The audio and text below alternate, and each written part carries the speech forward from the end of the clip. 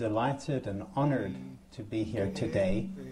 And I have the fantasy that out there in the people who are sitting and listening here, maybe there are some people who, like myself, are working with patients and wondering always, what can we do to add extra value? The things we're doing, maybe they're working partially, maybe they're working, but there's side effects.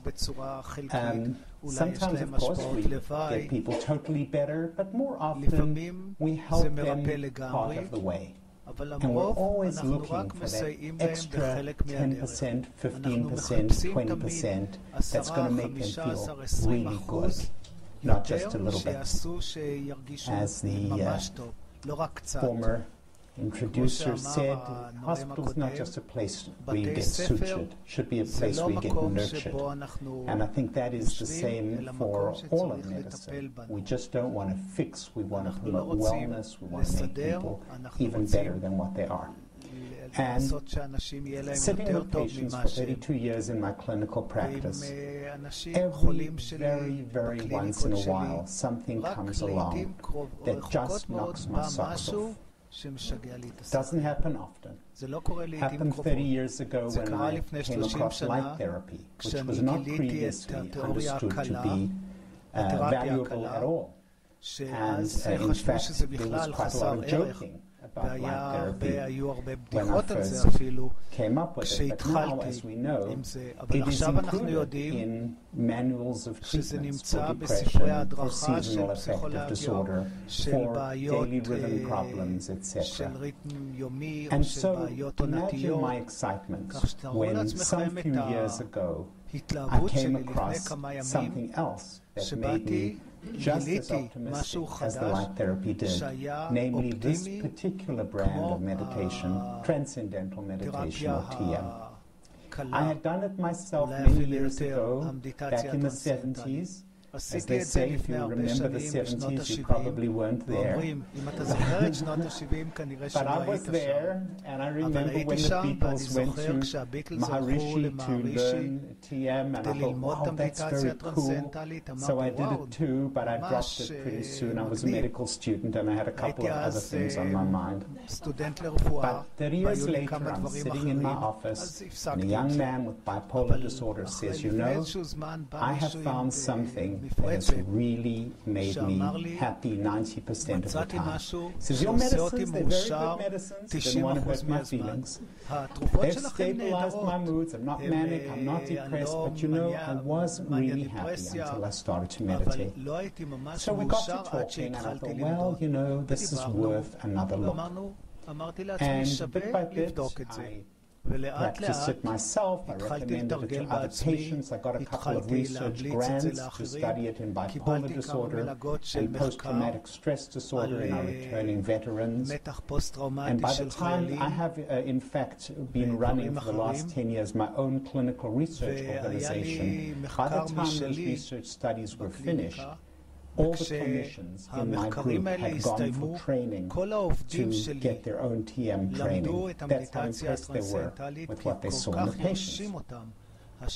So I thought, wow, you know, this is really unusual. And that's when I hit the research on the subject and saw literally hundreds of peer-reviewed articles showing a vast array of effects that had been very solidly documented, published in high-impact journals. And that's when I broke a vow that I had made, which was never to write another book. Because for those of you maybe who have or haven't written a book, I can tell you it's truly a pain in the neck. And only do it if you absolutely are compelled to do it. That's the indication of how compelled I felt to write this book, because it moved me so much. I thought this is something people really need to know about it, and it mustn't just be up there on the shelf alongside every other thing that one can do. Because, you know, when we're confronted with people who are suffering and desperate, we really do have the instinct to throw the kitchen sink at it.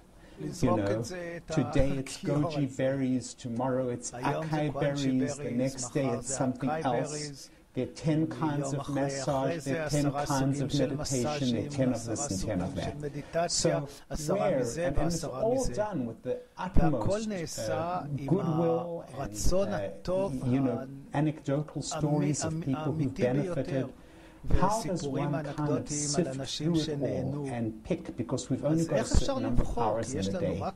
And it seemed to me once I'd seen the research, which I'm going to present to you shortly, that this was something that everybody had to kind of see as somewhat separate, simply because it's being so thoroughly researched. Without further ado, here is the name of the book. I have copies there and I'm happy to sign them afterwards. Healing and Transformation.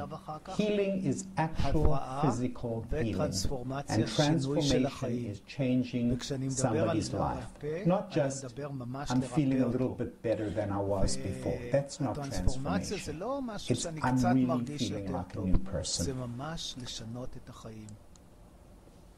What is transcendence then? Well, when I first heard about transcendental meditation, I heard there was a fourth state of consciousness, beyond sleeping, waking, or dreaming. And I'm a skeptical person, and it seemed very woo-woo, new agey to me. But in fact, having now meditated for several years and spoken to many, many people, when you go into meditation, and the technique is a simple one. It involves sitting for 20 minutes twice a day in a comfortable chair, and you have to be trained by people who are trained to teach it. It's a one-on-one thing. It's not, so the book itself, it's not like I said, it's not a how-to book. It's a why-to book, because there's so many things that are competing for our time in our day, that before we make that commitment to spend 20 minutes twice a day, we have to be pretty sure that this is going to be worth our while. And the book lays out the case for why I think it is. My why, at least, and other people's perhaps as well. So you go to the teacher, you get trained, you learn how to use a sound or mantra, you sit comfortably, and you kind of think the mantra.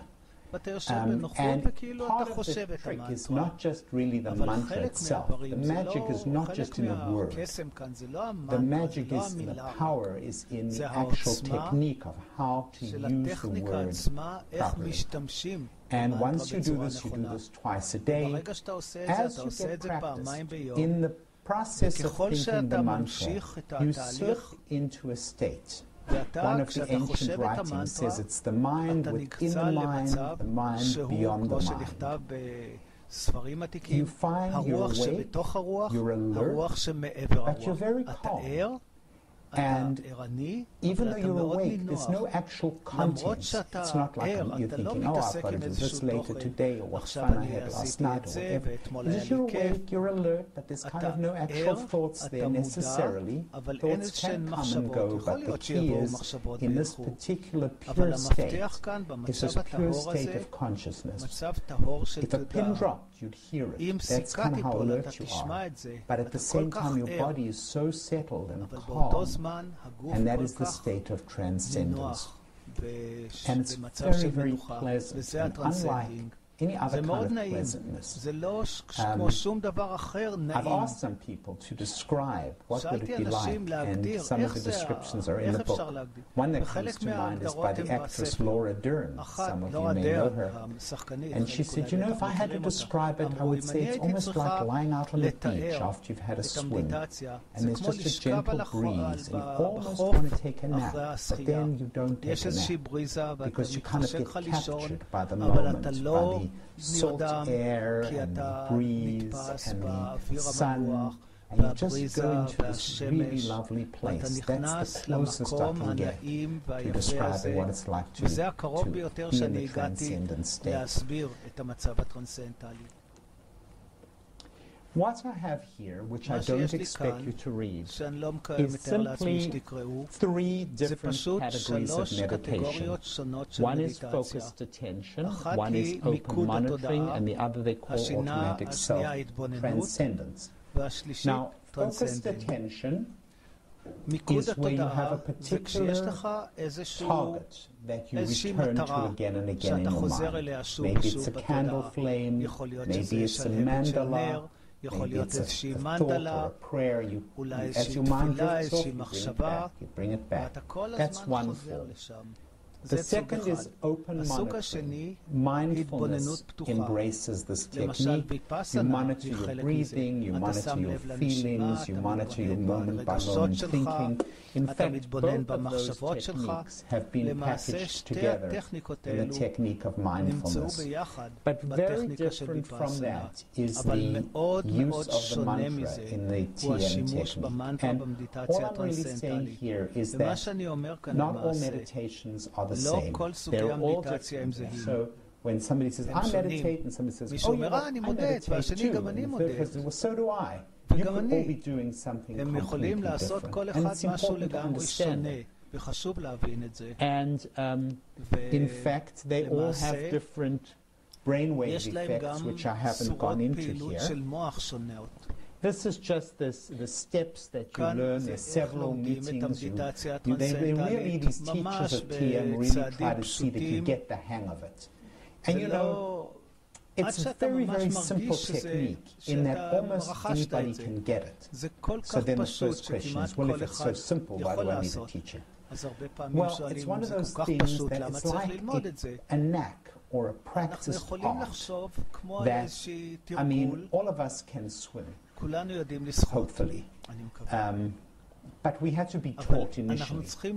And in fact, I even compare in one point of my book, Swimming to TM, because I don't know if can any of you remember that first time you were able to get your feet off the bottom of the swimming pool and you were actually able to float and propel yourself? So that's a little bit, it's a threshold event. First you're kind of walking on the bottom of the pool and then you're buoyant, you're swimming, and you're not drowning, and you're not suffocating, and it's amazing. And that was the kind of threshold event when I first felt. Now, yeah, this is the transcendent space. This is what they've all been talking about, and it's kind of really different. So it's something everybody can do. It's simple, but it needs training and it needs practice. Like any other form of art. The brain during meditation is quite fascinating. It is bathed by calming alpha rhythm waves, and they especially come sweeping across the prefrontal cortex of the brain, which has been called the brain CEO, because that's the part of the brain that makes judgments, that makes decisions, and that's being bathed in these calming alpha waves. And there's also what's called an increase in coherence. Brain coherence refers to the way the brain waves of different regions of the brain relate to one another. That the higher the correlation across brain regions, the higher the level of coherence. And this is what is promoted in the transcendent state and between transcendence. Higher coherence, more competence. Athletes that are higher up in the food chain show higher brain coherence. Similarly, I'm having my Rick Perry moment. It's athletes and what was that other group? Business folks in Norway. The higher they are in the pecking order, the more brain coherence you see. The managers have high levels of brain coherence and the line people much lower. So TM promotes brain coherence, and brain coherence is associated with higher levels of competency and success. And indeed, to close the loop, TM can actually make people more successful and more competent. So that's the transformation part. And we can talk a little bit more about that later. So it's not just healing, it's also transformation. That's the prefrontal part of the brain, that's the CEO. And over here is a deep-seated brain nucleus called the amygdala, which is the brain's alarm center. And I've said if the CEO, if it's the prefrontal area is the CEO, then the amygdala is the fire marshal. And you know, if there's a fire in the building, then the fire marshal takes over and everybody else got to get out of the building, including the CEO. But most of the time, he should stay in the basement and mind his own business. CEO does not need the fire marshal knocking on his door. And that's what happens when we're in a state of anxiety. We keep getting these knocks on our door. We better worry about this, we better attend to that. What about this, what about that? And the first thing is it's overwhelming, because we're being overwhelmed in many instances with trivial things.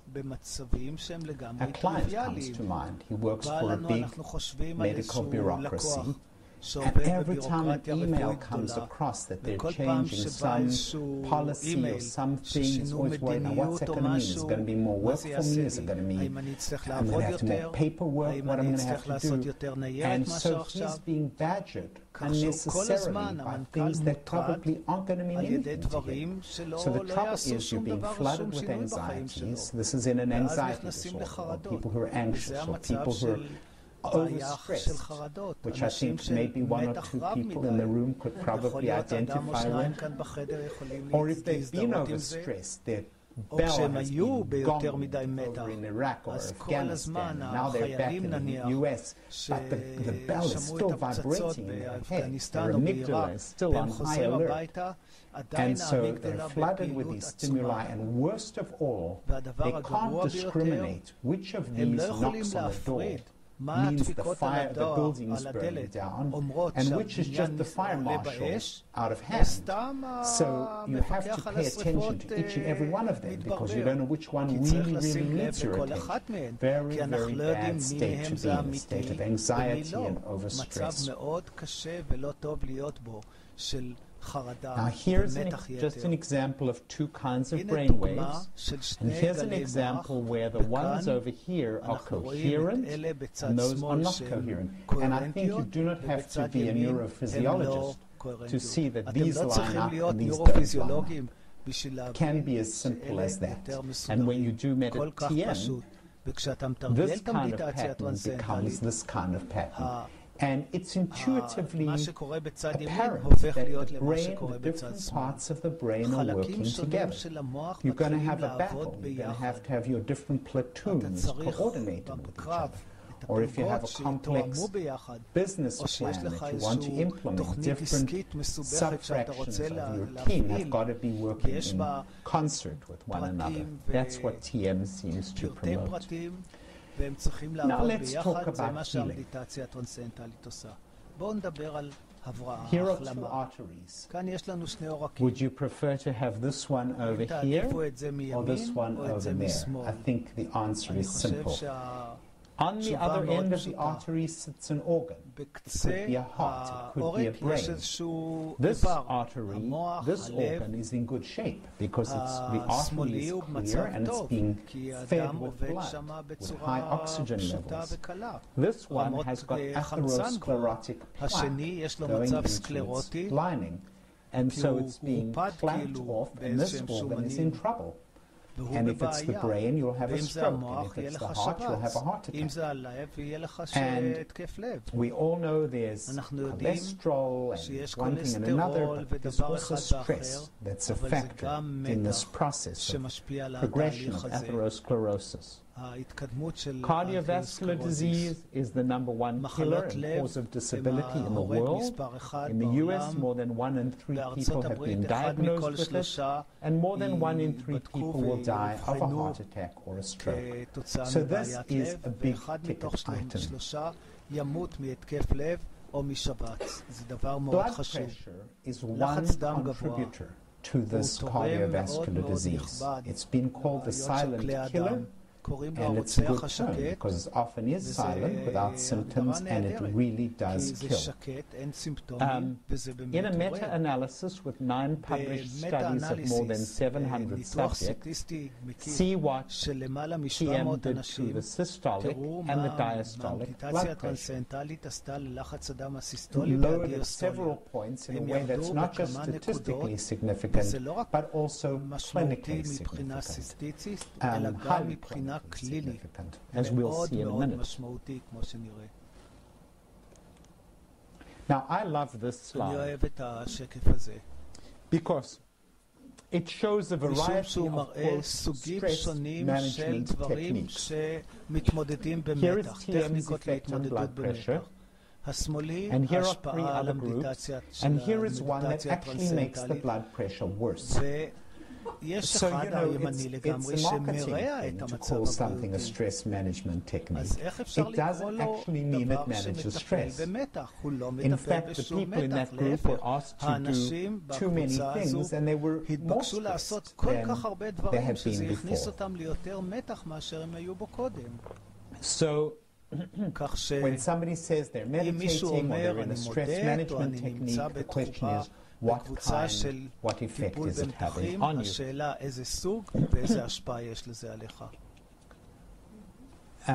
Now, atherosclerosis actually can get reversed.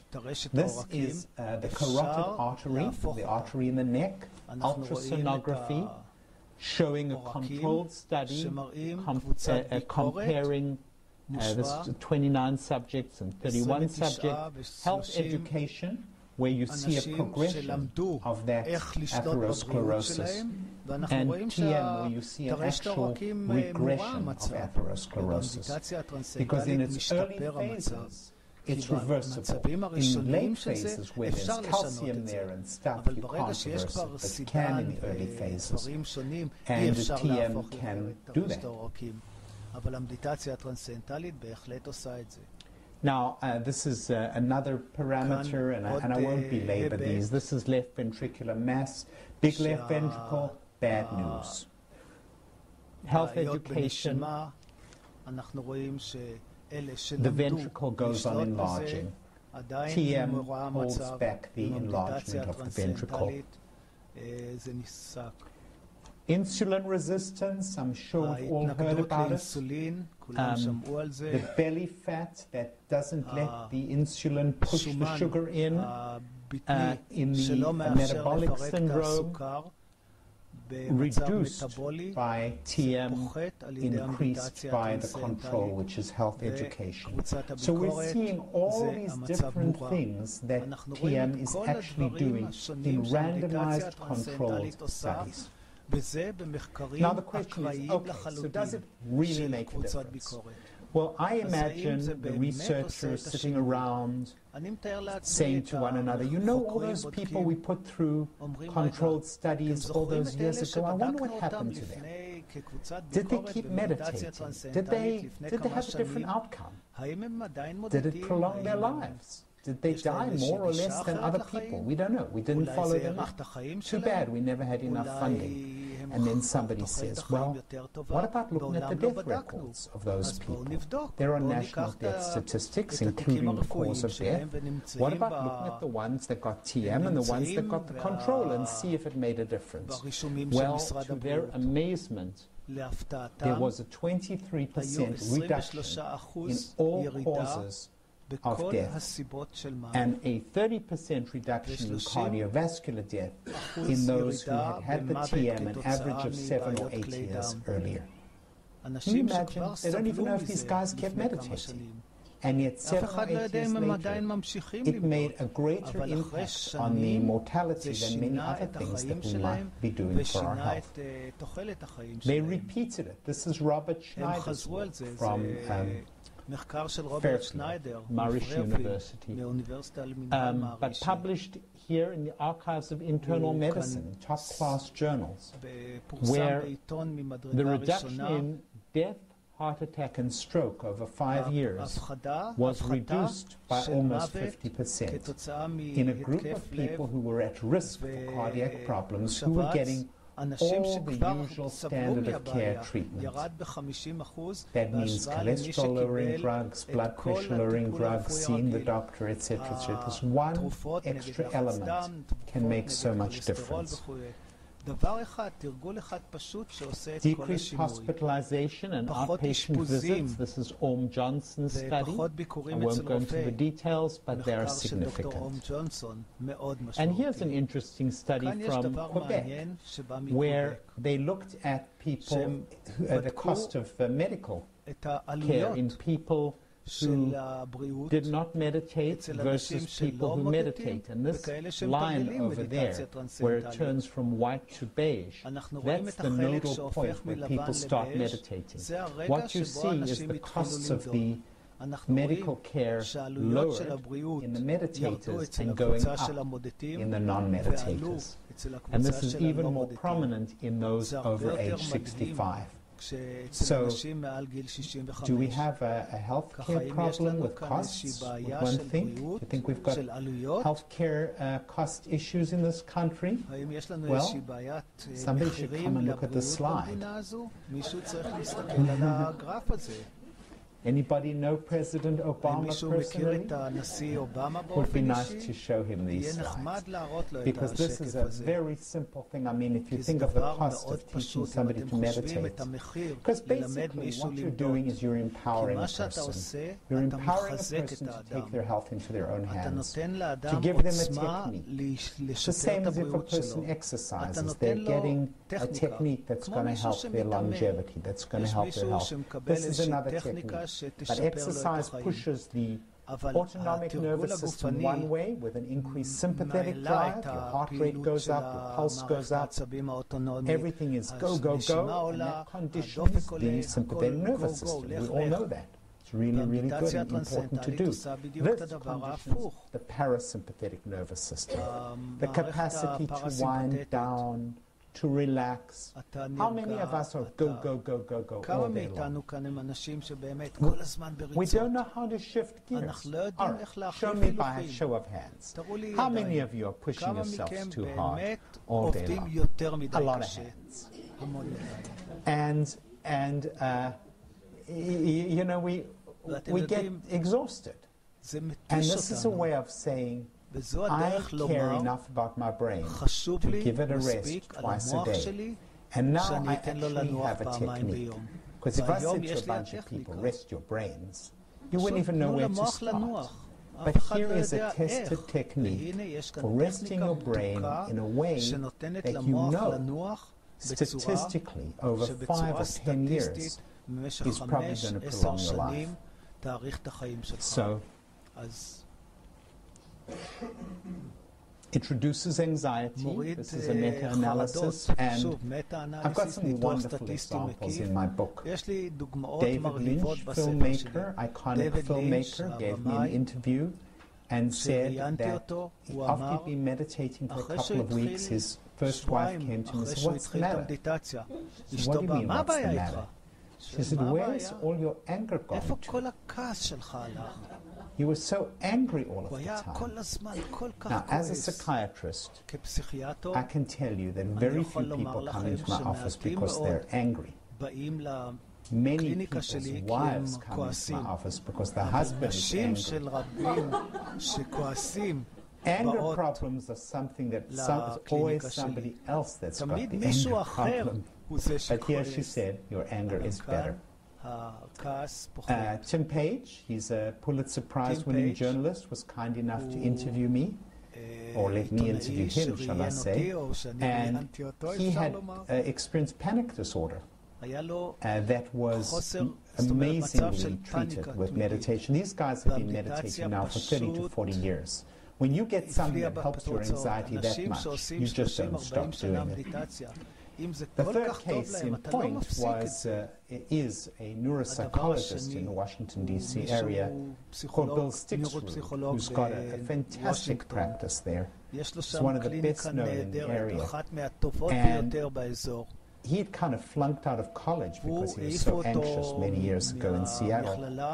And in the course of 1 week, Two separate people said, "You're the most nervous person I've ever seen in my life." Started to meditate, got back into college, changed his major to psychology, got his PhD, no problems, has this amazing practice, has never stopped meditating. And if you were around him, you would not think he was an anxious person. It's a pleasure to have lunch with, pleasure to be around. It's really, when you see stories like this, and then you see data like that, it goes together. You've got the meta-analysis, somebody's gone through and crunched the numbers, and then you've got the individual stories. And you know, it's very easy for a placebo effect to last 2 weeks.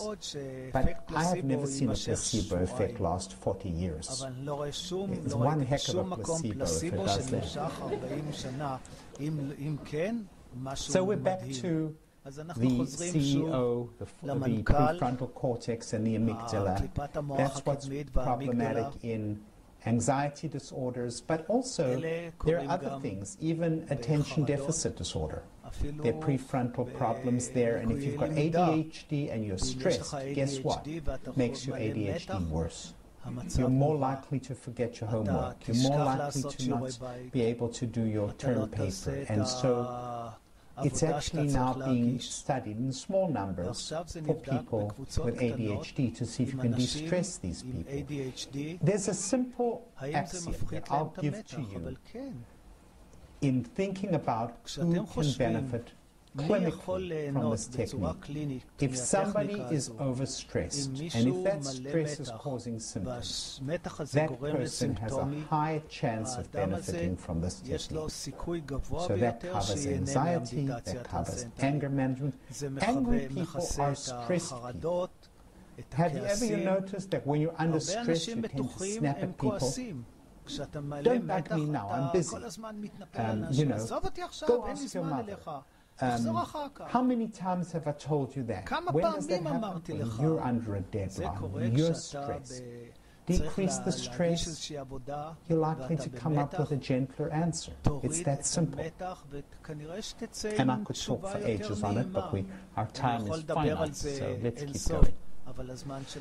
Combat-related PTSD, a horrible situation. 1 in 7, some now say 1 in 5 returning veterans from Iraq and Afghanistan have PTSD, many times compounded by traumatic brain injury. Half have never sought treatment, half have been treated, have been inadequately treated. There was a controlled study from the TM post-Vietnam era, and the TM was superior to the psychotherapy of the day by a good margin. And we have now got our own little study, case series of 5 people, and this is the gold standard PTSD scale, which is decreased by 50% following 2 months of TM training. And these people were really sick. The one guy was numbing his symptoms with vodka. He had sustained an injury he was a driver of a Humvee in Iraq. He'd gone over an IED, it exploded, there was injuries, he felt guilty, he felt angry with his commander who directed him to go along a road that was known to be a hotbed of IEDs. Comes back to the US, he's overwhelmed with anger and fear and jumpiness. And every time he goes over a pothole in the road, he flashes back to the IED in Iraq, and he wakes up with nightmares at night thinking that he's being attacked by the enemy when he isn't. One night he actually has his girlfriend in a chokehold because he thinks she's the enemy. Well, all this settled down after the TM. Got a job, relationship improved, finished college, was really an amazing turnaround. And we saw it in about 4 out of the 5 people, I would say. The one was really, I can't say there was a persuasive change, but the other 4, we got letters about how this guy now does his TM twice a day. He says the morning one just sets him right for the day, the afternoon one kind of enables him to decompress after a difficult day. He would never stop doing it, he says. So these are amazing examples. So here what I'm really suggesting is we may not have a complete controlled study for every single indication that comes along, but as clinicians, we have to use our imaginations and say, could this person possibly benefit? Is this person anxious, overstressed, angry? If they are, let's consider this. I mean, we do have good drugs, but they do have side effects. We know the SSRIs can be terrific. They can also suppress your sex drive. They can cause weight gain. They can flatten out affect. So nothing's perfect. And to the extent that we can add to the patient's well-being with a non-drug form, that maybe we can't stop the drug, but maybe we can lower the dosage and have fewer side effects. It's not an either-or. It's a matter of using everything we can to promote wellness. I love that initial introductory comment. Alcohol and tobacco addictions, I'm not going to go into any great detail. There are 19 controlled studies, and there's an impressive literature on that, but it may be beyond our current conversation. And there's a wonderful schools literature, schools which are where the kids are stressed. Visitation Valley Middle School is in a slum in San Francisco, and the kids there were creating so much pandemonium. One of the researchers said that the first day he walked there, there was a huge teenage kid banging a garbage can against the wall of the corridor. And the Jim Durkee, the headmaster, wonderful, wonderful guy, went on to get for his work here the Middle School Headmaster of the Year award for the whole United States. Thousands of headmasters and headmistresses, principals competed for that honor. But they came to him, and the day before he was to go to Visitation Valley, and they said, we couldn't find a suitable principal, so we thought you'd have to do the job. He went there and he started doing the job, and he just didn't know which side was up. And at that point, the David Lynch Foundation, which supports TM for many different groups that need it, who can't afford it, were offering San Francisco schools a grant to teach it, and he said, I'll take it. Well, this is what happened to attendance before and after what was called the Quiet Time program. School 1, that was Visitation Valley, attendance had been dropping, it turned around. Likewise in a second school, it had been dropping and turned around. Same with grade point average, down and then up, down and then up. And in particular, what's called the holy grail of education is to close the education gap, to help the lowest performing students perform a little higher. That's one of the hardest things to do. It helps close that gap. So why is this? Well, when you're on your way to school and you have bullets whizzing and you see a corpse on your way and you think that the next one could be you, and you land up in your classroom, you don't exactly feel ready to study algebra. Your brain is in shock. And so the principle behind what's called consciousness-based education is first get the student in a mentally receptive state of calm alertness. Does that sound familiar? If somebody's calm and alert, that's when they study best. If somebody's traumatized and stressed and worried about their family, worried about their safety, they're not going to be able to learn. So that's why, even though these people need so many things, they need food, they need shelter, they need math teachers, they need all kinds of things, one of the things that these educators are recognizing is that they need calmness, they need focus. That's what the TM has been able to give them. Maslow's hierarchy of needs. All of us who've studied psychology have learned it. This is the pyramid. At the bottom are all the things. We need food and warmth, we need security and safety, we need intimate relationships, we need to feel we've accomplished something. But right at the top, we really feel we want to be the best we can be. As Maslow says, artists need to paint, musicians need to make music. We all have that part of ourselves that strive to say, we've got this special little gift and talent, we just really want to fulfill it. It's called self-actualization. All of us want to, whatever it is we really do, we want to be proud of it, we want to do it the best way we can. This has actually been shown to improve dramatically with TM. So that's why I talk about transformation, because it doesn't only prolong your life, it doesn't only prevent heart attack and stroke, but it can turn around a school that's in distress, it can help an addict recover, it can help these terribly anxious people be incredibly functional human beings. Film director David Lynch, neuropsychologist Bill Stixrud, Pulitzer Prize-winning journalist Tim Page. These people were enabled by their anxiety and are now leaders in their different fields. That's what I mean by transformation.